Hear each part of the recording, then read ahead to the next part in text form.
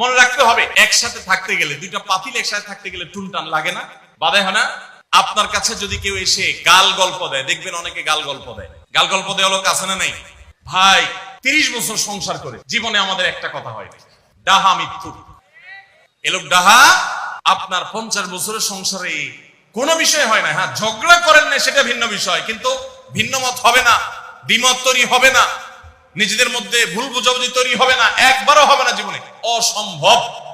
মুহাম্মদ সাল্লাল্লাহু আলাইহি সাল্লামের ঘরে যদি হয়ে থাকে, আলী রাদিয়াল্লাহু তাআলা ফ্যামিলিতে যদি হয়ে থাকে, সাহাবীদের ঘরে ঘরে যদি হয়ে থাকে, আপনি কি মনে রাখবেন?